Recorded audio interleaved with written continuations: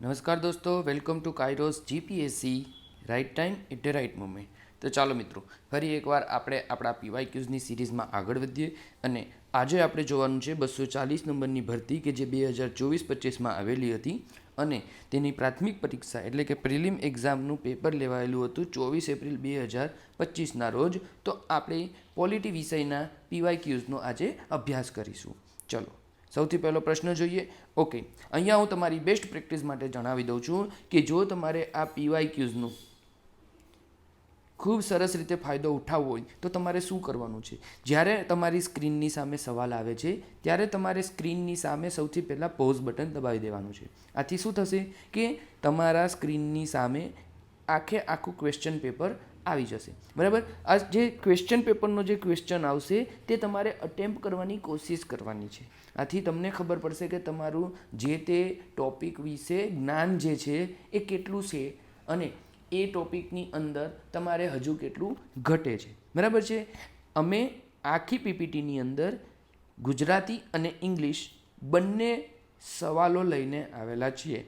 જે સ્લાઇડની અંદર એક જ જગ્યાએ બંને એડ થઈ શકતા હતા તો ત્યાં અમે એવું કરેલું છે, અથવા તો અમે બીજી સ્લાઇડમાં ઇંગ્લિશનું કરેલું છે.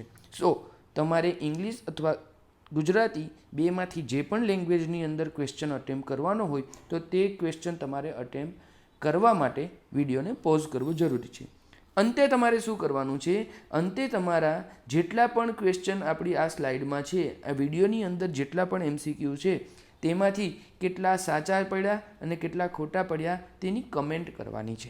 ઓકે, ચાલો તો આપણે શરૂઆત કરીએ આપણા સૌથી પહેલા પ્રશ્નથી. નીચેનામાંથી કયું વિધાન ભારતીય બંધારણની લાક્ષણિકતાઓનું યોગ્ય રીતે વર્ણન કરે છે? પહેલું વાક્ય, ભારતીય બંધારણ ભારતને સાર્વભૌમ, સમાજવાદી, બિનસાંપ્રદાયિક અને લોકશાહી પ્રજાસત્તાક તરીકે સ્થાપિત કરે છે. બીજું, ભારતીય બંધારણની પ્રસ્તાવના ન્યાયી છે અને કાયદાની અદાલતમાં લાગુ કરી શકાય છે. ત્રીજું, ભારતીય બંધારણ તેના તમામ નાગરિકો માટે એક જ નાગરિકતા પ્રદાન કરે છે. તો અહીંયા તમને બધાને ખબર છે કે બીજા નંબરનું જે વાક્ય છે એ બીજા નંબરનું વાક્ય કેવું છે? ખોટું છે. બરાબર છે. અને આપણને શું પૂછેલું છે?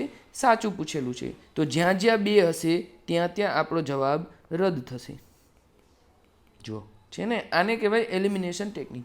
તમને ખાલી એક વસ્તુ શ્યોર ખબર છે કે બીજા નંબરનું વાક્ય ખોટું છે અને જ્યાં જ્યાં જવાબ છે ત્યાંથી તમે 2 નંબર હટાવી દો એટલે તમારું સાચો જવાબ મળી જશે. ભલે તમને 1 અને 3 સાચા છે ખોટા છે ખબર નથી, છતાં પણ આપણે જોઈ લઈએ કે ભારતીય બંધારણ ભારતને સાર્વભૌમ, સમાજવાદી, બિનસાંપ્રદાયિક, લોકશાહી અને પ્રજાસત્તાક તરીકે સ્થાપિત કરે છે. તો આ વાક્ય બિલકુલ સાચું છે. બરાબર. અને ત્રીજું વાક્ય હતું કે ભારતીય બંધારણ તમામ નાગરિકો માટે એક જ નાગરિકતા પ્રદાન કરે છે. યસ, આપણા દેશની અંદર ડ્યુઅલ સિટીઝનશીપ નથી, છે નથી. ઓકે, તો આપણે એક જ નાગરિકતા પ્રદાન કરે છે. આ વાક્ય પણ આપણું સાચું છે. સો અહીંયા મારો ફાઇનલ આન્સર આવશે શું? Option B. બરાબર.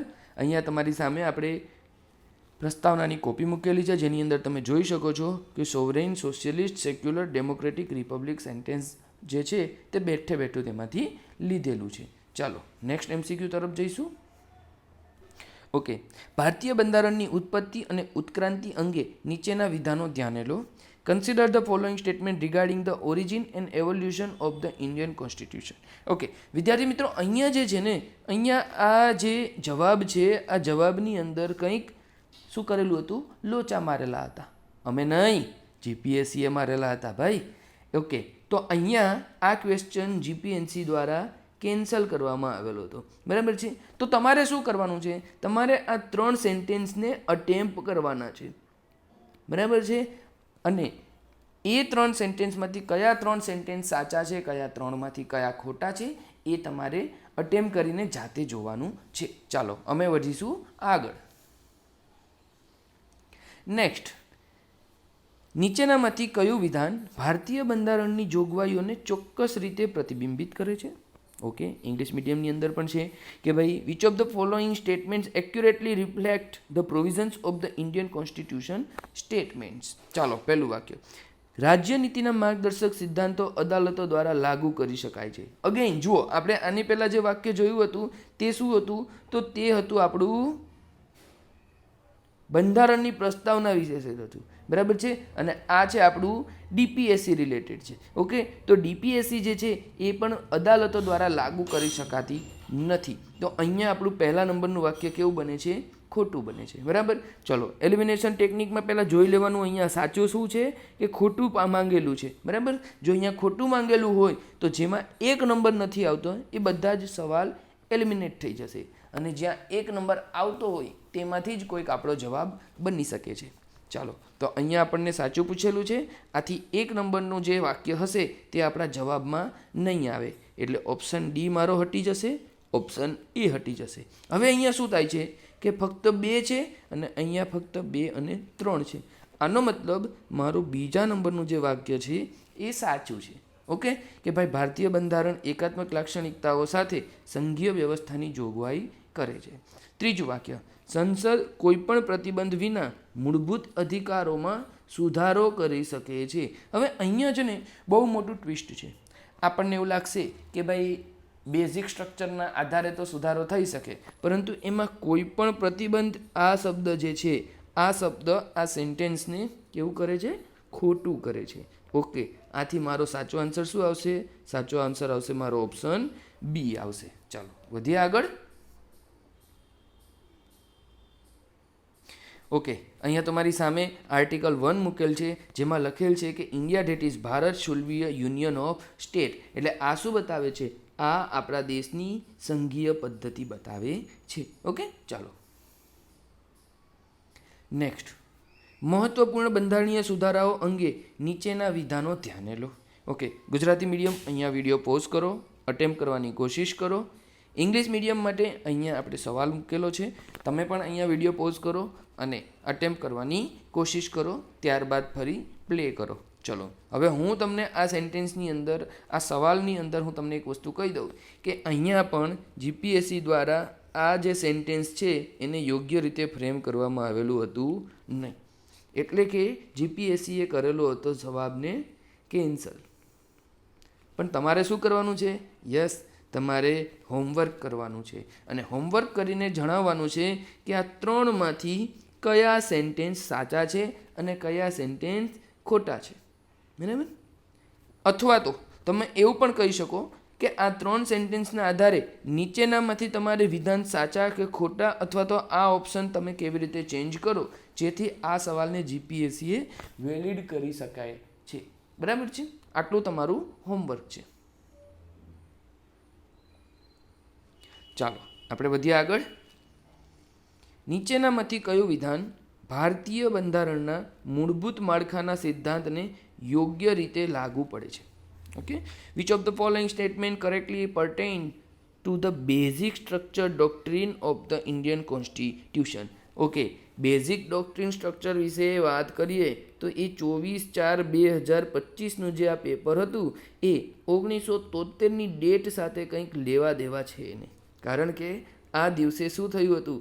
કેશવાનંદ ભારતી કેસનો ચુકાદો આવેલો હતો, અને આ કેશવાનંદ ભારતી કેસનો જે ચુકાદો હતો તેની અંદર જ તમારું બેઝિક સ્ટ્રક્ચર ડોક્ટ્રીનની ઉત્પત્તિ થયેલી હોવાનું જણાય છે. ચાલો, તો તમે અટેમ્પ્ટ કરી જ લીધા હશે, આપણે એના સોલ્યુશન તરફ જઈએ આગળ. પહેલા નંબરનું વાક્ય કે મૂળભૂત માળખાના સિદ્ધાંતની સ્થાપના સર્વોચ્ચ અદાલતે કેશવાનંદ ભારતી કેસ 1973માં કરી હતી. બિલકુલ સાચી વાત છે. બીજું વાક્ય, સંસદ બંધારણમાં સુધારો કરી શકે છે પરંતુ તેના મૂળભૂત માળખાને બદલી શકે નહીં. આ વાક્ય કેવું છે? આ વાક્ય પણ બિલકુલ સાચું છે. ત્રીજું વાક્ય, એસઆર બોમ્બે કેસ 1994માં મૂળભૂત માળખાના સિદ્ધાંતને પુનઃપૃષ્ટિ આપીને ચુકાદો આપવામાં આવ્યો કે ધર્મનિરપેક્ષતા બંધારણનો આવશ્યક ભાગ છે. Secularism is the basic part of our constitution. તો આ વાક્ય પણ સાચું છે. વિદ્યાર્થી મિત્રો, એક વાત અહીંયા તમને ખાસ જણાવી દઉં કે જે આ કેશવાનંદ ભારતી કેસની અંદર મૂળભૂત માળખાનો સિદ્ધાંત જે રજૂ કરવામાં આવ્યો હતો તેનું બંધારણમાં ક્યાંય લખાણ નથી. બરાબર, કોઈ ચોક્કસ પદ્ધતિ નથી, પરંતુ સમયે સમયે જેમ જરૂર ઊભી થઈ એમ જરૂરિયાત પ્રમાણે સુપ્રીમ કોર્ટ દ્વારા એવું જણાવવામાં આવે છે કે ભાઈ આ XYZ વસ્તુઓ જે છે એ તમારી બેઝિક સ્ટ્રક્ચરનો પાર્ટ છે. વળી થોડાક વર્ષો જાય અને પછી એવું જણાવવામાં આવે કે ભાઈ એબીસી જે છે એ તમારા બેઝિક સ્ટ્રક્ચરનો પાર્ટ છે. વળી પાછા થોડાક સમય જાય એટલે જણાવવામાં આવે કે ભાઈ આ PQSR એ તમારા બેઝિક સ્ટ્રક્ચરનો પાર્ટ છે. સમજાય છે? જેમ જેમ સમય આગળ વધે છે, જેમ જેમ સમય આગળ વધે છે તેમ તેમ તમારા બેઝિક સ્ટ્રક્ચરનો જે વ્યાપ્ત છે તે વધતો જાય છે. ઓકે, તો અહીંયા મારા સાચું આન્સર શું આવશે? સાચો આન્સરમાં તો આવશે ઓપ્શન ડી, 1, 2 અને 3. બરાબર? ચાલો, ઓકે, એક અહીંયા તમને આન્સરમાં જોઈ લઉં છું કે essential elements of the basic structure doctrine. અત્યાર સુધી બીએસની અંદર એટલે કે મૂળભૂત માળખાના સિદ્ધાંતમાં કઈ કઈ વસ્તુને તેની અંદર સમાવેશ કરી દીધેલો છે? તો supremacy of the constitution, sovereign democratic and republic nature, secular character of the constitution, separation of power, federal character of the constitution, unity and integrity of the nation, welfare state એટલે કે સોશિયો અને economic justice, judicial review, freedom and dignity of the individual, parliamentary system, rule of law, principle of equality, free and fair election, independence of the judiciary, effective access to justice અને principal underlying fundamental rights. જુઓ, આ જે main જે basic વસ્તુઓ છે આના સિવાય પણ ઘણું બધું કીધેલું છે, પરંતુ અત્યારે હાલ પૂરતું એવું યાદ રાખવાનું છે કે આ જે બાબતો છે આ બાબતો આપણા બંધારણ દ્વારા બેઝિક સ્ટ્રક્ચર હોવાથી તેનો એક એસેન્શિયલ કોર પાર્ટ છે અને આ બધી બાબતો અલગ અલગ કેસમાં સુપ્રીમ કોર્ટ દ્વારા જાતે જ જણાવવામાં આવેલી છે. બરાબર છે? ચાલો, નેક્સ્ટ સવાલ ઉપર આપણે જઈશું. નીચેનામાંથી કયું વિધાન ભારતના સંઘવાદના સિદ્ધાંત સાથે યોગ્ય રીતે સંબંધિત છે? For English medium, you may practise here that which of the following statement correctly pertains to the doctrine of federalism in India. એક વસ્તુ જોઈ વિદ્યાર્થી મિત્રો, અત્યાર સુધી આપણે જે પેપર જોયા ને તેની અંદર તમારી સામે ફેક્ટના બદલે શું પૂછેલું છે? કોન્સેપ્ટ પૂછેલો છે. બરાબર છે? પરીક્ષાની અંદર પોલિટી વિષયની અંદર કોન્સેપ્ટ ખૂબ વધારે મહત્વના હોય છે. ચાલો, પહેલા નંબરનું વાક્ય વાંચશું. તમે અટેમ્પ્ટ કરી લીધો હશે સવાલ. ભારતીય સંઘવાદને તેના એકાત્મક પૂર્વાગ્રહને કારણે અર્ધસંઘીય તરીકે પણ વર્ણવવામાં આવે છે. તો આ વાક્ય સાચું છે, કારણ કે આપણું જે સંઘ છે, જુઓ, આપણે એક રેખા બનાવીએ. સપોઝ કરો આ છે એકાત્મક સંઘ, એકાત્મક સંવિધાન અથવા તો પ્રશાસન વ્યવસ્થા. બરાબર? અને આ બાજુ આવશે જો સંઘીય. તો સપોઝ કરો કે એક બાજુ સંઘીય છે ને એક બાજુ એકાત્મક છે, તો આપણો ઝુકાવ જે છે ને એક્ઝેક્ટ સેન્ટરમાં નથી. આપણો ઝુકાવ થોડોક એકાત્મક બાજુ છે આપણા સંઘીય જ, પણ ઝુકાવ કઈ બાજુ છે? એકાત્મક બાજુ છે. કારણ શું છે? કારણ એવું છે કે જ્યાં સંઘીય વ્યવસ્થા હોય છે ત્યાં એક કેન્દ્ર હોય છે અને બીજું શું હોય છે? રાજ્ય હોય છે. બંનેની પાસે પોતપોતાના કામ કરવાની પરિસ્થિતિઓ અલગ અલગ હોય છે અને બંનેને સંવિધાનમાંથી અધિકારો અને તો પાવર મળે છે.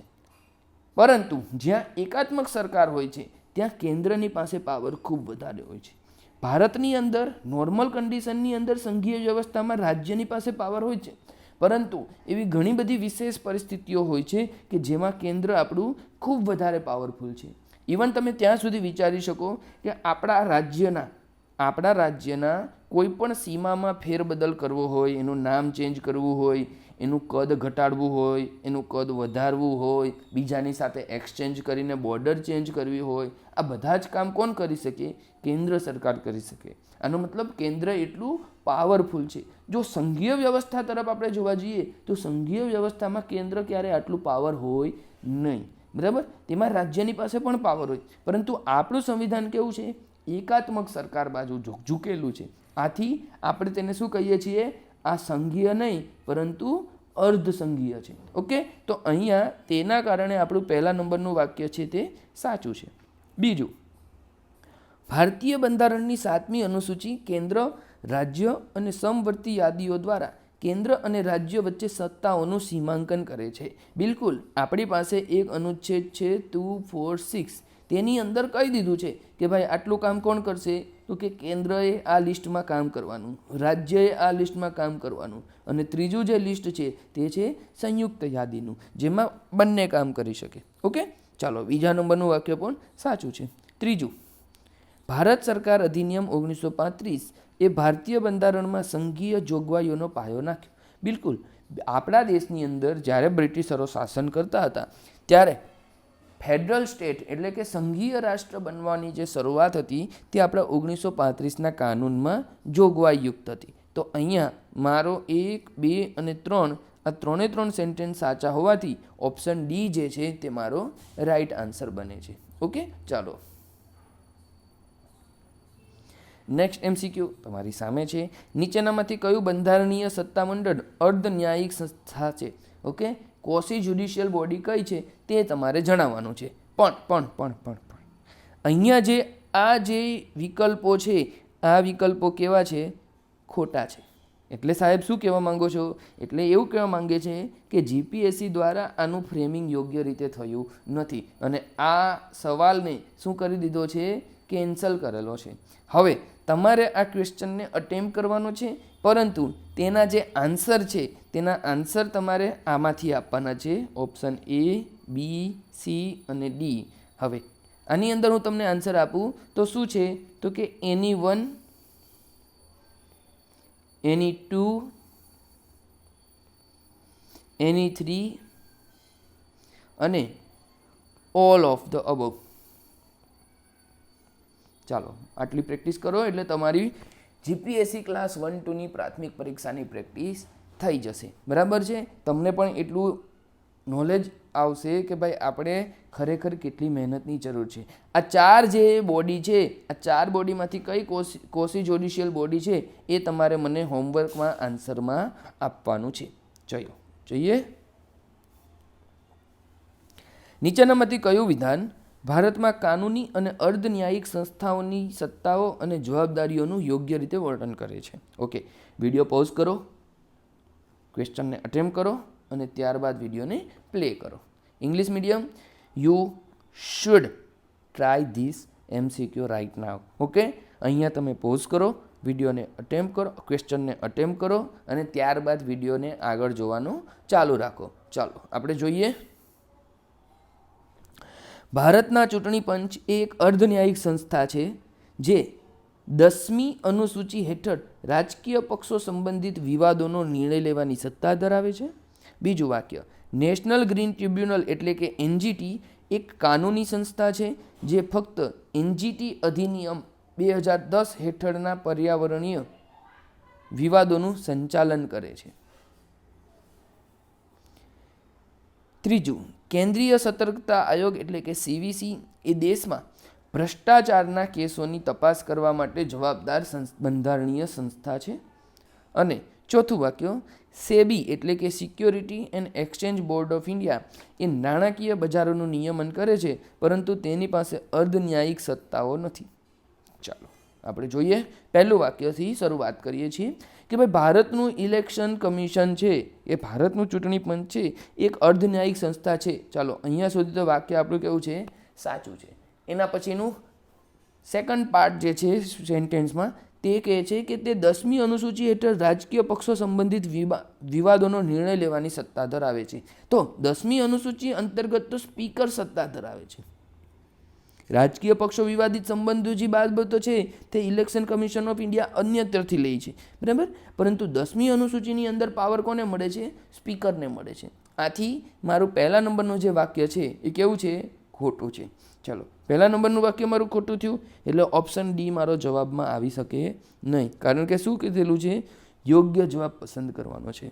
અને ઓપ્શન એ પણ મારો જવાબમાં આવી શકે નહીં. બરાબર, આના પરથી એવું થાય છે કે મારું સેન્ટેન્સ ઓપ્શન સી અને ઓપ્શન બી બંનેમાંથી કોઈ એક સાચો જવાબ હશે અને બંનેમાં 2 નંબરનું સેન્ટેન્સ સાચું બતાવે છે. તો આંખ બંધ કરીને આપણે માની લઈએ કે ભાઈ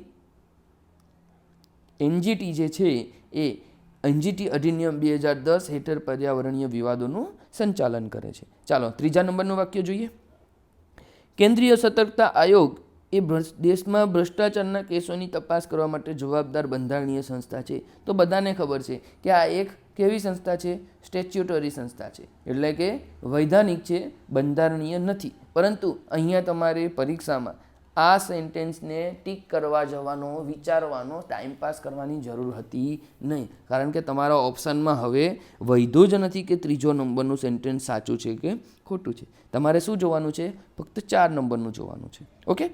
security and exchange board of India એટલે કે સેબી નાણાકીય બજારોનું નિયમન કરે છે, પરંતુ તેની પાસે અર્ધન્યાયિક સત્તાઓ નથી. સેન્ટેન્સ ખોટું છે, કારણ કે તેની પાસે સત્તાઓ રહેલી છે. સો અહીંયા મારો સાચો આન્સર શું બનશે? ઓપ્શન બી બનશે. બરાબર. ચાલો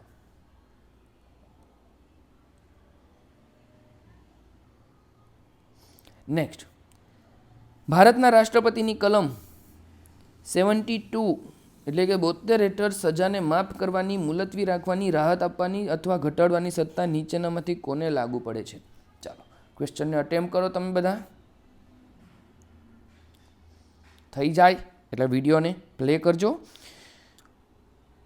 પહેલા નંબરનું વાક્ય કે સંસદ દ્વારા બનાવેલા કાયદાઓ વિરુદ્ધના ગુનાઓ, સાચી વાત છે. તેની સામે તમે રાષ્ટ્રપતિ પાસે માફી મંગાવી શકો છો અનુચ્છેદ 72 મુજબ. બરાબર. રાષ્ટ્રપતિ તમને માફી આપી શકે છે એમ. બીજું વાક્ય સશસ્ત્ર દળોના સભ્યો દ્વારા કરવામાં આવેલા ગુનાઓ. સશસ્ત્ર દળોના સભ્યો એટલે કે આપણે જે મિલિટરીઝ જે હોય છે, બરાબર, તો તેમના ગુનાઓ જે છે એમની સામે પણ રાષ્ટ્રપતિ માફી આપી શકે છે. ઓપ્શન બીજો સેન્ટેન્સ બીજું પણ સાચું છે. ત્રીજું મૃત્યુદંડના કેસો, બિલકુલ એ પણ સાચું છે. ચોથું રાજ્યના કાયદાઓ વિરુદ્ધના ગુનાઓ. ઓકે, પેચ અહીંયા હતો. જીપીએસસી અહીંયા બહુ સ્માર્ટ રીતે રમી ગઈ. ખરેખર રાજ્યના કાયદાઓ વિરુદ્ધના ગુનાઓ જે છે ને એ ભારતના રાષ્ટ્રપતિ માફ કરી શકે, પણ આ જે ગુનાઓ છે તે અનુચ્છેદ 72 હેઠળ થતા નથી. આથી અહીંયા આ સેન્ટેન્સ 4 નંબરનું જે છે તે ખોટું છે. બરાબર. સાહેબ, રાજ્ય વિરુદ્ધના જે ગુનાઓ હોય એ કોણ કરશે? તો કે તે ગવર્નર કરે. કોણ કરશે? જે તે રાજ્યના ગવર્નર કરે. અને જો ગવર્નર તમને માફી નથી આપતા તો તમે શું કરી શકો? તેના અગેન્સ્ટમાં અપીલ કરો છો. બરાબર છે. રાષ્ટ્રપતિની પાસે જઈને તમે શું કરો છો? અપીલ કરો છો. અને રાષ્ટ્રપતિ પાસે જઈને રાષ્ટ્રપતિ તમને માફી આપે, પરંતુ એ 78 અનુચ્છેદ અંતર્ગત આપતા નથી. સો અહીંયા મારો રાઈટ આન્સર બનશે ઓપ્શન સી 1, 2 અને 3. ઓકે, ચલો જોઈ લઈએ. આપણી સામે સ્ક્રીન ઉપર અનુચ્છેદ 72 મૂકેલો છે, જેમાં તમારી સામે લખાયેલું છે કે in all case where punishment or sentence is by court martial. બરાબર છે. કોર્ટ માર્શલ હોય તો તેમાં તમને જણાવવામાં આવે છે. બીજું, માફી એમાં પણ મળે છે. ત્યારબાદ એવું કહે છે કે એક્ઝિક્યુટિવ પાવર ઓફ યુનિયન, બરાબર, કેન્દ્ર સરકારનું જે વાત છે તેની અંદરના પાવર્સ પણ માફીને લાયક હોય છે. All case where the sentence is sentence of death. જો મૃત્યુદંડ મળે તો મૃત્યુદંડની પણ તમને માફી મળી શકે છે. છેલ્લું સેન્ટેન્સ કે nothing in sub clause C of clause 1 should affect the power to suspend, remit or commute a sentence of death exercisable by the governor of a state under any law for the time being in force. એનો મતલબ જ એવો થાય છે કે અહીંયા એ બાબતોનો કોઈ ઉલ્લેખ નથી. ઓકે, ચાલો નેક્સ્ટ સેન્ટેન્સ. કયો બંધારણીય સુધારો ભારતમાં સ્થાનિક સ્વશાસન સાથે સંબંધિત છે? ઓકે, વિડીયોને પોઝ કરો, ક્વેશ્ચનને અટેમ્પ્ટ કરો અને ત્યારબાદ ક્વેશ્ચનને પ્લે કરો. ચાલો આપણે જોઈ લઈએ કે ભાઈ સ્વશાસન સાથે એટલે કે self governance, local self governance, જે આપણું શું કહેવાય છે, પંચાયતી રાજ અને સ્થાનિક સ્વરાજની સંસ્થાઓ, તેના રિલેટેડ કયા બંધારણીય સુધારાઓ કરેલા છે? તો પહેલું છે 61મો, એના પછી છે 69, એના પછી છે 73 અને પછી છે 74. તો અહીંયા બધાને ખબર છે કે ભાઈ 73 ને 74 બંધારણીય સુધારો છે એ તો આવે જ છે. બરાબર. એટલે એવો આન્સર આવશે કે જેમાં મારું 3 અને 4 હશે. અહીંયા 4 છે નથી, તો આ મારો આન્સર આવશે નહીં. અહીંયા 3 છે, અહીંયા નથી, તો આ પણ મારો આન્સર આવશે નહીં. અહીંયા 4 છે, નથી, તો અહીંયા પણ મારો આન્સર આવશે નહીં. મને જોયા વગર ખબર પડી ગઈ કે મારો આન્સર ફક્ત B 1, 3 અને 4 જ આવશે. બરાબર, આને કહેવાય તમારી સ્માર્ટ ટેકનિક. ઓકે, હવે આપણે એ બે વસ્તુ પણ જોઈ લઈએ કે પહેલા અને બીજા નંબરના જે બંધારણીય સુધારા છે એ શું છે. તો 61મો બંધારણીય સુધારો 1989 જે હતો તેની અંદર મતદાન કરવાની ઉંમર, શું મતદાન કરવાની ઉંમર 21થી ઘટાડી અને કેટલી કરી હતી? 18 કરેલી હતી. બીજું 69મો સુધારો 1991નો જે છે એ દિલ્હીની અંદર એનસીટીનું નિર્માણ કરે છે. What is the meaning of NCT? તો કે નેશનલ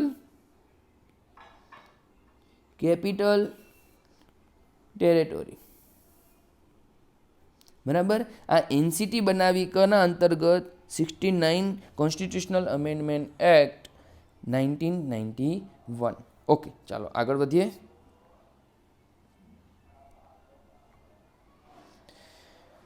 નીચેનામાંથી કઈ નીતિઓ અથવા કાર્યક્રમોનો હેતુ રાજ્ય અને કેન્દ્ર સ્તરે શાસનમાં સુધારો કરવાનો છે? શાસનમાં સુધારો કરવા માટે કઈ નીતિ અથવા તો કાર્યક્રમોની વાત કરવાની છે? તો digital India mission, smart cities mission, direct benefit transfer અને પ્રધાનમંત્રી આવાસ યોજના. તો પહેલું સાચું, બીજું સાચું, ત્રીજું સાચું, પરંતુ જે આ PMAY છે એનાથી રાજ્ય અને કેન્દ્ર સ્તરે શાસનમાં સુધારો કરવાની કોઈ વાત થવાની નથી. આથી અહીંયા સાચો આન્સર શું આવશે? ઓપ્શન C આવશે. ઓકે, ચાલો નેક્સ્ટ. વિડીયોને પોઝ કરી અને ક્વેશ્ચનને અટેમ્પ કરવાનો છે. બરાબર, તમારે સૌથી પહેલું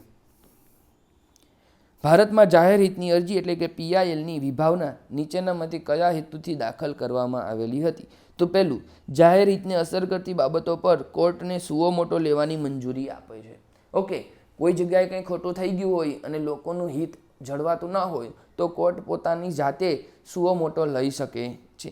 ચલો, આનું કોઈ એક્ઝામ્પલ તમને યાદ આવતું હોય તો મને જણાવો કે કયા કેસની અંદર કોર્ટ દ્વારા સુઓ મોટો લેવામાં આવેલી છે. હમણાં રિસેન્ટલી 1 યરની અંદર આવો એક ઇન્સિડન્સ બનેલો છે, જોઈ લેજો. બરાબર, બીજું વાક્ય, સમાજના આર્થિક રીતે નબળા વર્ગો માટે કાનૂની પ્રતિનિધિત્વ સુનિશ્ચિત કરવું. બિલકુલ ભાઈ, કે કોઈ સમાજનો એવો વર્ગ છે કે જે કેપેબલ નથી તો એના માટે તમારે લીગલ રિપ્રેઝેન્ટેટિવ ઊભું કરવા માટે PIL જરૂરી છે.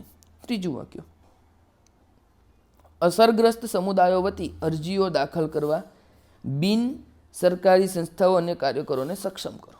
બિલકુલ સાચી વાત છે ને. સમાજનો એવો અમુક વર્ગ છે, એવો અમુક તબક્કો છે કે જે લોકો પોતે કોર્ટમાં નથી જઈ શકતા તો એમના બદલે અન્ય કોઈ વ્યક્તિ જઈ શકે છે. બરાબર. અને ચોથું વાક્ય કે સરકારી નીતિ વિષયક નિર્ણયોમાં દખલ કરવાની ન્યાયતંત્રની સત્તાને પ્રતિબંધિત કરે છે. તો સરકારની નીતિઓમાં દખલ કરવાની પ્રતિબંધ ક્યાંથી થાય? PILથી તો અમુકના સરકારને શું મળે છે? ઓર્ડર આપે છે. સરકારની અંદર અલગ અલગ સૂચનો કરવામાં આવે છે. બરાબર. તો અહીંયા ચોથા નંબરનું વાક્ય મારું ખોટું છે અને મને પૂછેલું છે યોગ્ય જવાબ, તો મારો સાચો જવાબ આવશે ઓપ્શન A 1, 2 and 3. ઓકે, ચલો અહીંયા તમારી સામે સિગ્નિફિકન્સ ઓફ PIL લખેલું છે. તો કે એની અંદર જો આપણે જોઈએ કે PILનું જરૂરિયાત મહત્વતાઓ શું છે, તો કે instrument of social change for maintaining the rule of law, to make justice accessible to the poor and marginalise section. બરાબર. Human rights can be denied, democrats institutions to file petition on behalf of someone, democrats institution to file petition on behalf of, અહીંયા same થઈ ગયું છે, અને common people can access to the courts to obtain legal redresses. બરાબર છે. તો PIL જે છે એ આપણું એક અલગ જ લેવલનું ટૂલ છે. બરાબર. ચલો યાદ કરો, PILની સ્થાપના કોણે કરી હતી, કયા વર્ષમાં થઈ હતી અને કયા જજ તેની સાથે ખૂબ મહત્વનું નામ ધરાવે છે. બરાબર. આ 3 સેન્ટેન્સ 3 વાક્યોના જવાબ તમને યાદ હોવા જોઈએ.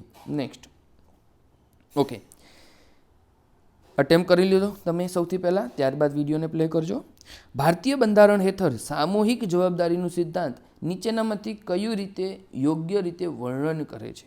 ચાલો જોઈ લઈએ પહેલું વાક્ય કે તે ફક્ત કેન્દ્રીય મંત્રીમંડળને લાગુ પડે છે, રાજ્ય મંત્રીમંડળને લઈ. ના ભાઈ, આપણા દેશની અંદર સંસદીય વ્યવસ્થાવાળી શાસન પદ્ધતિ છે, બરાબર. અને સંસદીય વ્યવસ્થાવાળી શાસન પદ્ધતિ હોય એનો મતલબ એવો હોય કે જે જગ્યાએ તમારા વિધાયિકા છે, વિધાયિકા એટલે શું કહેવાય તો કે ભાઈ જ્યાં તમારું કાનૂનનું નિર્માણ થાય છે તેની અંદર જેની બહુમતી હોય તેઓ સરકાર એટલે કે કારોબારીની રચના કરે છે, બરાબર છે. અને આ જે કારોબારી છે તેઓ સામૂહિક રીતે અહીંયા તમારા વિધાયિકા પ્રત્યે જવાબદાર હોય, પછી એક કેન્દ્ર હોય અથવા તો તમારું રાજ્ય હોય, બરાબર છે. ચાલો, તો પહેલા નંબરનું વાક્ય આપણું કેવું બને છે? પહેલા નંબરનું વાક્ય મારું ખોટું બને છે. શું પૂછેલું છે? યોગ્ય જવાબ પૂછેલા છે. તો અહીંયા ઓપ્શન બી મારો હટી જશે, ઓપ્શન ડી પણ મારો હટી જશે. હવે જુઓ વિદ્યાર્થી મિત્રો, બીજું અને ચોથું અહીંયા પણ છે, બીજું અને ચોથું અહીંયા પણ છે. તો મારા માટે એનો અર્થ એવો થયો કે બીજું પણ સાચું છે અને ચોથું પણ સાચું છે. મારે શું જોવાનું છે? મારે ખાલી જોવાનું છે 3 નંબરનું, બરાબર. ચાલો જોઈ લઈએ કે રાષ્ટ્રપતિ ગેરવર્તણૂક માટે વ્યક્તિગત મંત્રીને બરતરફ કરી શકે છે, ભલે મંત્રી પરિષદ વિશ્વાસ જાળવી રાખે. હવે અહીંયા જે છે આ એક ડિસ્પ્યુટ થયેલો સવાલ કહેવાય, કારણ કે રાષ્ટ્રપતિની પાસે વ્યક્તિને કોઈ પણ મંત્રીને બરતરફ કરવાના પાવર છે, પરંતુ તેની સ્વેચ્છા એ નથી. એ ક્યારે છે? જ્યારે પીએમ તેમને શું કરે? પીએમ તેમને લેખિતની અંદર એવી સલાહ આપે. કારણ કે અલ્ટિમેટલી આપણા દેશની અંદર આ જે સરકાર છે, આ સરકારની જવાબદારી કોની પાસે હોય છે? પીએમ, અને રાજ્ય હોય તો સીએમની પાસે આવે છે, કારણ કે આ સરકારના મુખિયા છે. હવે સરકારના મુખિયા હોય એટલે કે આખી સરકારની જવાબદારી એની ઉપર છે, અને આખી સરકાર વિધાયિકા પ્રત્યે જવાબદાર હોય છે. તો આ વિધાયિકાની અંદર જે જવાબ આપવાના થાય છે એમાં સૌથી મહત્વનો વ્યક્તિ કોણ બની જાય? આપણા પીએમ અથવા તો સીએમ. અને પીએમ અને સીએમને શું કરવા માટે? તો કે પીએમ અને સીએમને શાસન કરવા માટે કોઈ મંત્રી યોગ્ય લાગે તો એ મંત્રીને શું કરી દે છે? દૂર કરાવે છે. અથવા તો મંત્રીને કહેશે ભાઈ રાજીનામું આપવું છે, થોડી ઇજ્જત રહેશે, થોડી ઇજ્જત નહીં રાખવી હોય તો હું રાષ્ટ્રપતિને સલાહ આપીશ અથવા ગવર્નરને સલાહ આપીશ અને તમને બરતરફ કરી શકે. પરંતુ અહીંયા એમની પાસે સુઓ મોટો અથવા તો સ્વવાળો પાવર નથી. આથી ઓપ્શન ત્રીજો જે છે, સેન્ટેન્સ ત્રીજું જે છે તે મારું ખોટું છે. સો મારો રાઈટ આન્સર બનશે ઓપ્શન એ, ફક્ત 2 અને 4. ઓકે.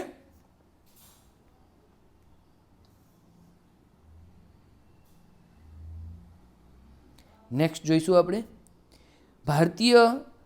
ભારતમાં ન્યાયિક સક્રિયતા અંગે નીચેનામાંથી કયું વિધાન સાચું છે? ઓકે, જ્યુડિશિયલ એક્ટિવિઝમ વિશેની વાત છે. ઓકે, તેના માટે તમારે વિડીયો પોઝ કરીને અટેમ્પ કરો. આપણે જોઈશું કે પહેલા નંબરનું સેન્ટેન્સ, તે બંધારણીય મૂલ્યોને જાળવવા માટે કાયદાકીય અને કારોબારી બાબતોમાં સક્રિય ન્યાયિક હસ્તક્ષેપનો ઉલ્લેખ કરે છે. તો વાક્ય કેવું છે? સાચું છે. બીજું, ભારતમાં ન્યાયિક સક્રિયતાને જાહેર હિતની અરજીઓ દ્વારા વેગ પકડ્યો છે. હા, બિલકુલ સાચી વાત છે ને. આપણા દેશની અંદર તમે જુઓ જ છો કે આ બધી વસ્તુઓ થાય છે. ત્રીજું, ન્યાયતંત્ર એવા કાયદાઓ અથવા કારોબારી ક્રિયાઓને રદ કરી શકે છે કે જે બંધારણના મૂળભૂત માળખાનું ઉલ્લંઘન કરે છે. તો આ જ વાક્ય આપણા બંધારણના અનુચ્છેદ 13માં લખેલું છે. તો આ વાક્ય પણ સાચું છે. ચોથું વાક્ય, કેશવાનંદ ભારતી કેસ 1973 એ બંધારણીય સિદ્ધાંત તરીકે ન્યાયિક સક્રિયતાને સ્પષ્ટપણે વ્યાખ્યાયિત કરે છે. જોયું? આપણે સૌથી પહેલા સવાલની અંદર જ જોયું હતું. તે સૌથી પહેલા સવાલની અંદર એ વસ્તુ ખોટી કીધી હતી ને, તો આ મારું સેન્ટેન્સ પણ ખોટું છે, બરાબર. તો અહીંયા 4 નંબરનું વાક્ય મારું ખોટું છે અને બાકીના બધા જ સાચા છે.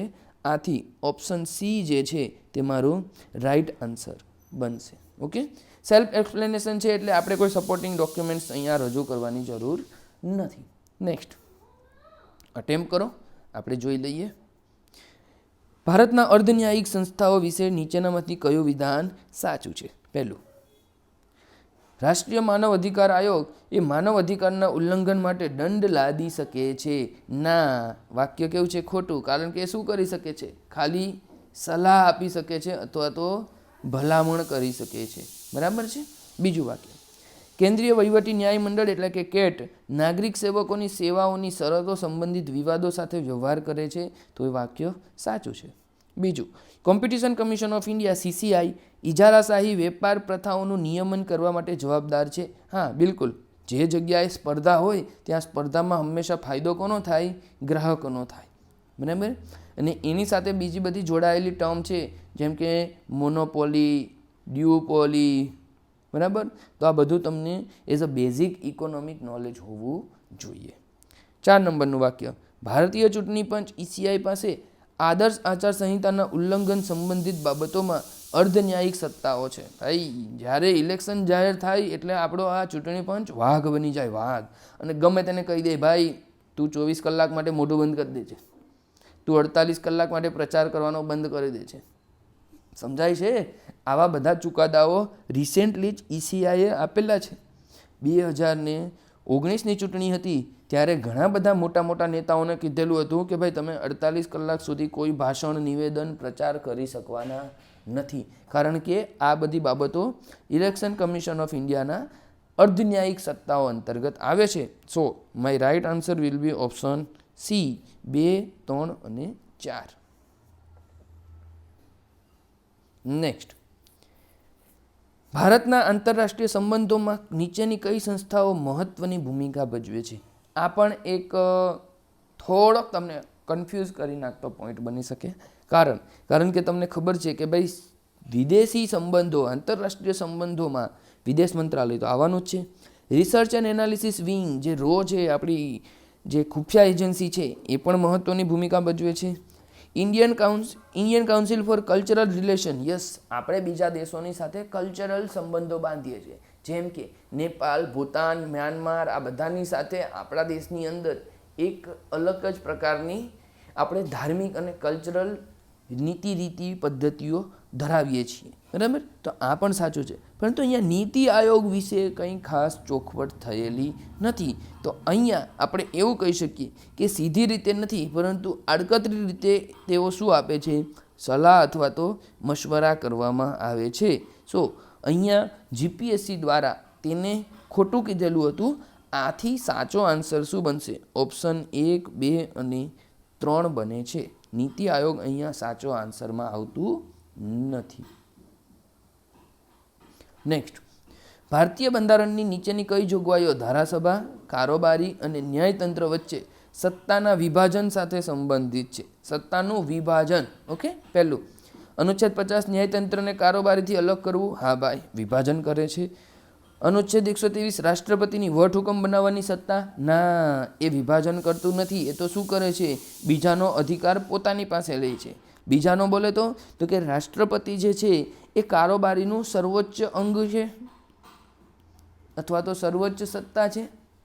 ભલે રાષ્ટ્રપતિ જે છે તે પોતે તમારા ધારાસભાના પણ ભાગ છે, પરંતુ ધારાસભાના અંગ જે 3 છે, લોકસભા, રાજ્યસભા અને રાષ્ટ્રપતિ.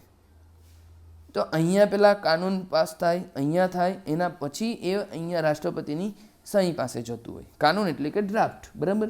જ્યારે આ શું કહે છે? અનુચ્છેદ 123 રાષ્ટ્રપતિ વટહુકમ બહાર પાડે છે. તો રાષ્ટ્રપતિ વટહુકમ જે બહાર પાડે છે તે કારોબારીના સર્વોચ્ચ સત્તા તરીકે બહાર પાડે છે, જે આપણા સત્તાના વિભાજનની સાથે સંબંધિત નથી, સત્તાને એકત્રીકરણ સાથે સંબંધિત છે. આથી બીજા નંબરની જે જોડી છે તે આપણી ખોટી છે. તમે એક વસ્તુ અહીંયા મહત્વની એ સમજજો કે અનુચ્છેદ 123ની જે જોડી છે આ સાચું છે, પરંતુ એને જે સવાલ પૂછેલો છે તેના રિલેટેડ એ અહીંયા આવતું નથી. ત્રીજું, 246 કેન્દ્ર રાજ્યો વચ્ચે કાયદાકીય સત્તાઓનું વિભાજન છે. સાચી વાત છે. આપણી જે 3 જે સેવા છે, 3 યાદી છે, સંયુક્ત, કેન્દ્ર અને રાજ્ય યાદી. તો આ શું કરે છે? આ સત્તાનું વિભાજન કરે છે. ત્યારબાદ ચોથું, અનુચ્છેદ 312 અખિલ ભારતીય સેવાઓની રચના કરે છે. આ પણ વિભાજનની વાત નથી આવતી. સો 1 નંબરનું સાચું છે અને 3 નંબરનું સાચું છે. મારો સાચો આન્સર બનશે ઓપ્શન A, 1 અને 3. ઓકે. ચાલો, ભારતીય બંધારણ હેઠળ રાજ્ય ચૂંટણી પંચ એટલે કે SECની ભૂમિકાઓનું નીચેનામાંથી યોગ્ય રીતે વર્ણન કરે છે. ચાલો અટેમ્પ કરો વિડીયો. પહેલા નંબરનું વાક્ય, SECS એટલે કે રાજ્ય ચૂંટણી પંચ પંચાયતી રાજ સંસ્થાઓ અને મ્યુનિસિપલ સંસ્થાઓની ચૂંટણીઓનું સંચાલન કરે છે. તો બિલકુલ સાચી વાત છે. બીજું, ભારતમાં મુખ્ય ચૂંટણી કમિશનરને રાજ્ય ચૂંટણી કમિશનરને દૂર કરવાનો અધિકાર છે? ના, નથી. કારણ શું છે? કારણ કે આ બંને કેવા છે? પોતપોતાના રીતે સ્વતંત્ર છે. જે મુખ્ય ચૂંટણી ઇલેક્શન કમિશન ઓફ ઇન્ડિયા જે છે એ કોની ચૂંટણી કરાવે છે? તો કે લોકસભાની કરાવે છે, એ રાજ્યસભાની કરાવે છે, એ વિધાનસભાની કરાવે છે અને વિધાન પરિષદની કરાવે છે. સાથે સાથે આપણા પ્રેસિડેન્ટની અને વાઇસ પ્રેસિડેન્ટની આ 6 જગ્યાની ચૂંટણી કરવાની જવાબદારી ઇલેક્શન કમિશન ઓફ ઇન્ડિયાની છે. જ્યારે જે તે રાજ્યના સ્ટેટ ઇલેક્શન કમિશન્સ જે છે તેની ચૂંટણી તેઓ ગ્રામ પંચાયત, તાલુકા પંચાયત, જિલ્લા પંચાયત, નગરપાલિકા અને મહાનગરપાલિકા આ બધાની ચૂંટણી કરાવવાની જવાબદારી કોની છે? SECની છે. બરાબર. અને બંને પોતપોતાના હિસાબે સ્વતંત્ર કામ કરે છે. એક વસ્તુ યાદ રાખજો, બંને ચૂંટણીનો સ્ટાફ તો આપણા જે તે જિલ્લાની અંદર કલેક્ટર સૌથી સર્વોચ્ચ અધિકારી હોય છે. બરાબર. પરંતુ સીધી રીતે આ બંને એકબીજાની સાથે કોઈ કોન્ટેક્ટ ધરાવતા નથી. આથી બંને સ્વતંત્ર છે. તો ભારતના મુખ્ય ચૂંટણી કમિશનર કોઈ રાજ્યના ચૂંટણી કમિશનરને દૂર કરવાનો અધિકાર ધરાવતા નથી. ત્રીજું વાક્ય, SECs બંધારણના અનુચ્છેદ 243K અને 243ZA માંથી તેમની સત્તાઓ મેળવે છે. ચાલો, શું લાગે છે વાક્ય? આ વાક્ય બિલકુલ સાચું છે. ચોથું વાક્ય, રાજ્ય ચૂંટણી કમિશનર અને સેવાની શરતો રાજ્યપાલ દ્વારા નક્કી કરવામાં આવે છે. તો આ વાક્ય પણ સાચું છે. So my right answer will be option A 1, 3 અને 4. બીજું વાક્ય આપણું ખોટું છે. ચાલો, એના પછી એક કરંટ અફેર્સ રિલેટેડ ક્વેશ્ચન આવે છે આપણી સામે કે ભાઈ ઇન્ડો US ન્યુક્લિયર ડીલ 2008નું વિવાદાસ્પદ હતો. કારણ શું હતું? કે પહેલા નંબરનું વાક્ય, તેણે ભારતને પરમાણુ બિન પ્રસાર સંધિ એટલે કે NPT પર હસ્તાક્ષર કરનાર ન હોવા છતાં પણ પરમાણુ વેપારમાં જોડાવાની મંજૂરી આપી હતી. તો આ વાક્ય કેવું છે? વાક્ય આપણું સાચું છે. બરાબર છે. હવે બીજું વાક્ય, તેણે ભારતના પરમાણુ પરીક્ષણો કરવાના સાર્વભૌમિક અધિકાર પણ પ્રતિબંધ મૂક્યા હતા. તો હા, આપણે જો એ ડીલ કરતે તો શું થતે? તો આપણે એ ડીલ કરશે તો આપણે હવે કોઈ પરીક્ષણો કરી શકવાના હતા નહીં. ત્રીજું, આ સોદો WTOના માળખા હેઠળ કરવામાં આવ્યો હતો? ના, અહીંયા ક્યાંય કોઈ WTO આવતું નથી. બરાબર. અને ચોથું વાક્ય, રાજકીય વિરોધના કારણે સંસદમાં વિશ્વાસ મત રજૂ થયો હતો. તો હા, જે તે સમયે UPA ગવર્મેન્ટ હતી અને તેની સામે આ વિશ્વાસ મતની પ્રક્રિયા કરવામાં આવેલી હતી. સો અહીંયા ત્રીજા નંબરનું વાક્ય ખોટું છે. So my right answer will be option B 1, 2 અને 4. ચાલો, હવે તમે મને કહેશો સાહેબ આ કરંટ અફેર્સનો સવાલ હતો, તમે પોલિટીમાં લીધો છે, કેમ લીધો છે? તો વિદ્યાર્થી મિત્રો, આ જે સવાલ છે આ સવાલની પાછળનું મૂળ હાર્દ હતો કે ભારતમાં જે શાંતિ બિલ લાવવામાં આવેલું છે આ શાંતિ બિલનો ડ્રાફ્ટ હતો તે સમયે. આથી આ શાંતિ બિલ શું હતું એ પાસ થઈ ગયું છે વર્તમાનમાં. તો આ શાંતિ બિલ વિશે તમારે જાણવું ખૂબ જરૂરી છે. ચલો જોઈ લઈએ આપણે શાંતિ બિલ વિશે શું છે.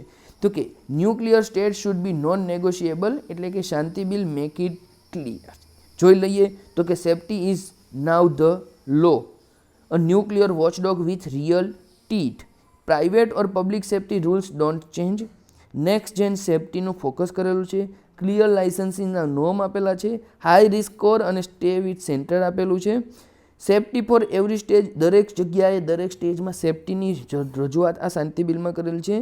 અને એપ્રુવલ નીડેડ ઓલવેઝ, તમારે કંઈ પણ કામગીરી કરવાની હોય તો તમારે પહેલાં તો એપ્રુવલ લેવાનું છે.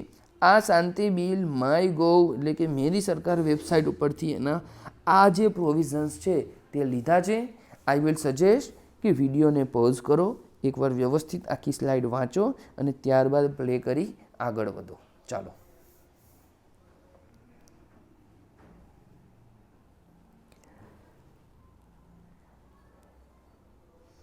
નીચેનામાંથી કયા વિધાનો ભારતની સંઘીય માળખાનું યોગ્ય રીતે વર્ણન કરે છે? જોયું, કોન્સેપ્ટ જ આવે છે અહીંયા. બહુ ફેક્ચ્યુઅલ હશે એવું તો રેર કેસની અંદર આવશે. કોન્સેપ્ટ આવશે, એકવાર કોન્સેપ્ટ સમજી લો, એ કોન્સેપ્ટ તમને લાઈફ ટાઈમ યાદ રહેશે. બરાબર. ચાલો, પહેલું, ભારત મજબૂત કેન્દ્ર સાથે અર્ધસંઘીય પ્રણાલીને અનુસરે છે. જોયું ને, આ જ PYQની અંદર આપણે આ વસ્તુને ડિટેલમાં અભ્યાસ કરેલો છે. પહેલું વાક્ય કેવું છે? સાચું છે. બીજું, કેન્દ્ર અને રાજ્ય વચ્ચેની સત્તાઓની વહેંચણી બંધારણના અનુસૂચિ 7માં દર્શાવેલ છે. અનુસૂચિ 7 યાદ આવે એટલે તમને અનુચ્છેદ 246 યાદ આવવું જોઈએ. ચાલો, આ પણ સાચું. ત્રીજું, નાણાં પંચ એ સંઘ અને રાજ્યો વચ્ચે નાણાકીય સંબંધો નક્કી કરવા માટે જવાબદાર છે. બિલકુલ, આપણો જે આર્ટિકલ 280 છે તેની અંદર ફાઇનાન્સ કમિશનની વાત કરેલ છે. આ ફાઇનાન્સ કમિશન બે રીતે પૈસા આપે છે. એક તો જે ટોટલ ટેક્સ હોય, આ ટેક્સમાંથી કેટલો કેન્દ્રને જશે અને કેટલો તમારા રાજ્યોને જશે. આને કહેવાય વર્ટિકલ ડેવોલ્યુશન. અને રાજ્યો પણ આપણા 1-2 તો છે નહીં, અલગ અલગ રાજ્યો છે. તો આ અલગ અલગ રાજ્યોને કેટલા રૂપિયા જશે એને કહેવાય આપણું હોરિઝોન્ટલ ડેવોલ્યુશન. બરાબર છે. તો આ બંને કામ કોણ કરે છે? નાણાં પંચ કરે છે. આથી ત્રીજું વાક્ય પણ તમારું સાચું છે. ચોથું, રાજ્યપાલને મંત્રી પરિષદની ભલામણ વિના પણ રાજ્ય વિધાનસભાને વિસર્જન કરવાની સત્તા છે.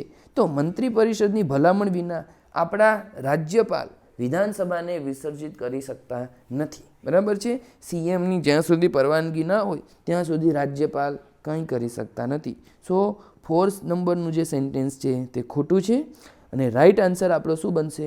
રાઈટ આન્સર બનશે ઓપ્શન A, 1, 2 અને 3. ચાલો, ભારતમાં બંધારણીય સુધારાઓ વિશે નીચેનામાંથી કયા વિધાનો સાચા છે? પહેલું, પ્રથમ બંધારણીય સુધારો એ મૂળભૂત અધિકારો પર વાજબી પ્રતિબંધ મૂકે છે. સાચી વાત છે? બિલકુલ સાચી વાત છે. બીજા નંબરનું, 45મો સુધારો 1976 ભારતનું લઘુ બંધારણ તરીકે ઓળખાય છે. તો કે આ વાક્ય પણ કેવું છે? આ વાક્ય પણ સાચું છે. ત્રીજું, 44મો સુધારો એટલે કે 1978 એ 42મા સુધારા દ્વારા મંદ કરાયેલા મૂળભૂત અધિકારોને પુનઃસ્થાપિત કર્યા. એ પણ સાચું છે. અને ચોથું, 101મો બંધારણીય સુધારો 2016 એ GST રિલેટેડ હતો. તો એ પણ વાક્ય સાચું છે. સો અહીંયા બધા જ સાચા છે. તો સાચો આન્સર શું આવશે? ઓપ્શન C, 1, 2, 3 અને 4. ચાલો, તમારે મને જણાવવાનું છે કે વર્તમાનની અંદર, જો હું તમને એક અત્યારે લેટેસ્ટ કરંટ અફેર્સ છે કે 131મું સંવિધાન સુધારા બિલ રજૂ થયું હતું. જો એ સંવિધાન સુધારો બિલ રજૂ થયું હતું અને પાસ થઈ જતે તો એ આપણું બની જતે 107મો સુધારો. સંવિધાનમાં 107મો સુધારો થઈ જતે, પરંતુ આ બિલ કેવું થયું છે? ડિફીટ થયું છે. શું થયું છે? ડિફીટ થયું છે. એટલે કે સરકાર તેને સંસદમાં પાસ કરાવી શકી નથી. ચાલો, એનો મતલબ શું થયો? અત્યાર સુધી 106 બિલ રજૂ થઈ ગયા છે. 106 સુધારા થઈ ગયા છે. તમારે શું કરવાનું છે? તમારે કોમેન્ટ સેક્શનની અંદર જણાવવાનું છે.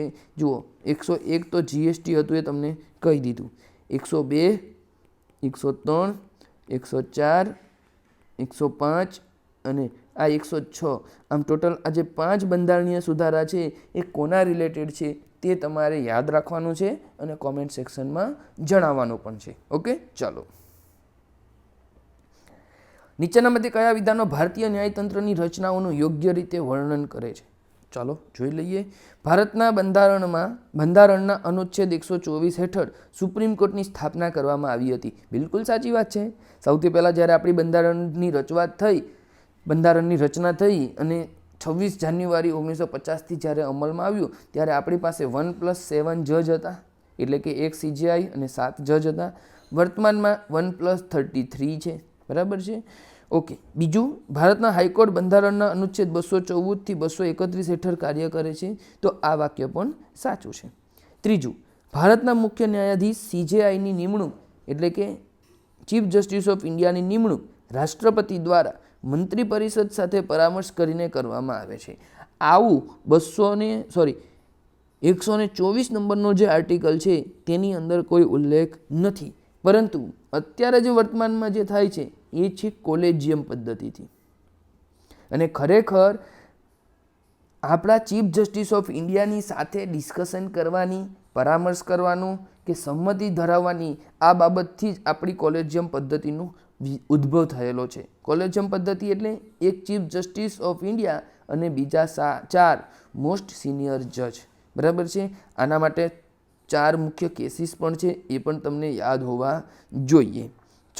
ત્રીજા નંબરનું જે વાક્ય છે એ મંત્રી પરિષદ લખેલું હોવાના લીધે ખોટું સાબિત થાય છે. બરાબર. અને ખરેખર ચોથા નંબરનું જે વાક્ય છે એ સાચું છે કે NJAC જે આ ચોથો કેસ જે છે ને કોલેજિયમ પદ્ધતિ ડેવલપમેન્ટમાં જે 4 કેસ થયા એ 4 કેસમાંથી ચોથો કેસ આ જ છે કે રાષ્ટ્રીય ન્યાયિક નિમણૂક આયોગ એની ગઠન ક્યારે થયું હતું? એનું ગઠન થયું હતું 99માં બંધારણીય સુધારા 2015 દ્વારા. બરાબર. કે સુપ્રીમ કોર્ટ ન્યાયિક સ્વતંત્રતાનું ઉલ્લંઘન કરવા બદલ રદ કર્યો હતો.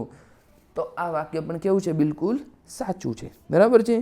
અહીંયા મારો સાચો આન્સર બનશે ઓપ્શન એ 1, 2 અને 4. ચાલો, ના ખબર પડી હોય તો તમે કોમેન્ટ સેક્શનની અંદર પૂછી શકો છો. નેક્સ્ટ, નીચેનામાંથી કયું ભારત સરકાર અધિનિયમ 1935ની જોગવાઈઓનું યોગ્ય રીતે વર્ણન કરે છે? ચાલો જોઈ લઈએ. ઇંગ્લિશ મીડિયમ પ્રિપેરેશન કરવાની છે આપણે, એટલે શાંતિથી પહેલાં વિડીયો આવે, વિડીયોની અંદર સવાલ આવે, સવાલને પહેલાં પોઝ કરવાનો, ત્યારબાદ આખા સવાલને અટેમ્પ કરવાનું, નોટ્સ લઈને બેસવાનું, સાઈડમાં ટીક માર્ક કરવાનું કે મેં આ અટેન્ડ કર્યો, આનો જવાબ આ આવે છે. આવી બધી પ્રક્રિયા ગુજરાતી ઇંગ્લિશ બંને મીડિયમવાળા કરે છે. જેણે પાસ થવું હોય તે આ કરે, જેણે ટાઈમ પાસ કરવો હોય તે આ વિડીયો અત્યાર સુધી છોડીને આગળ વધી ગયા હશે. ઓકે, બી કન્ટિન્યુ. ચલો, 1935નો જે ભારત સરકાર અધિનિયમ છે એના વિશેની વાતો કરવાની છે. પહેલું, તેણે પ્રાંતીય સ્વાયત્તતા રજૂ કરી અને પ્રાંતીય સ્તરે દ્વિમુખી શાસન નાબૂદ કર્યું. તો વાક્ય સાચું છે. જેની શરૂઆત ક્યારે થઈ હતી? તો તેની શરૂઆત થઈ હતી 1919ની અંદર.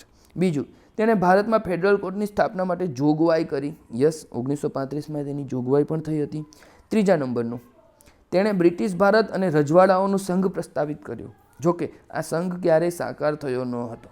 તમને એવું લાગે કે ભાઈ સંઘીય ભારત બનાવવાની શરૂઆત 1935માં થઈ હતી, તો તે સમયે અલગ અલગ રજવાડાઓને પણ આની અંદર સામેલ કરવાની વાત હતી. તો કે વાત તો હતી, બરાબર.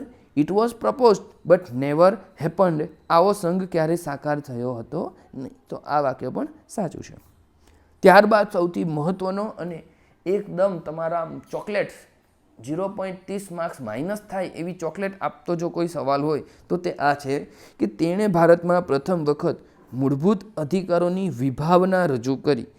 It introduce the concept of fundamental right for the first time in India. હવે આ સેન્ટેન્સના અલગ અલગ ઇન્ટરપ્રિટેશન થઈ શકે, પરંતુ જીપીએસસી દ્વારા જે ઇન્ટરપ્રિટેશન કરવામાં આવેલું છે એનો મતલબ એવો છે કે ભાઈ 1935ની અંદર મૂળભૂત અધિકારોની જે વિભાવના હતી તે વિભાવનાઓનું એક પ્રકારનું શું કરેલું હતું?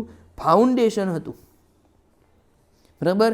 But it was never written on explicitly. બરાબર છે. ક્યારેય એને ચોક્કસપણે આપણા 1935ના ભારત સરકાર અધિનિયમમાં જણાવેલું હતું નહીં. આથી 4 નંબરનું વાક્ય ખોટું છે, અને 4 નંબરનું વાક્ય ખોટું થવાથી ઓપ્શન એ જે છે એ મારો રાઈટ આન્સર બનશે. વિદ્યાર્થી મિત્રો, ખબર પડી ગઈ હશે કે 1935માં મૂળભૂત અધિકારોનું ફાઉન્ડેશન તૈયાર કરેલું હતું, પરંતુ અહીંયા કહે છે ને કે ભાઈ વિભાવના રજૂ કરી હતી. એવી કોઈ વિભાવના એક્સપ્લિસિટલી ક્યારેય મેન્શન થયેલી હતી નહીં. ઓકે, ચાલો. એના પછીનું વાક્ય છે કે ભારતમાં સ્થાનિક સ્વરાજ વિશે નીચેનામાંથી કયું વિધાન સાચું છે? તો આ તમારું હોમવર્ક છે, કારણ કે આ સવાલ જીપીએસસીએ શું કરેલો હતો? કેન્સલ કરેલો હતો. તમારે અહીંયા આ 4 જે ઓપ્શન છે આ 4 ઓપ્શનને તમારે બંધ કરી દેવાના છે અને મને જણાવવાનું છે કે આ 4માંથી કયા સેન્ટેન્સ સાચા છે.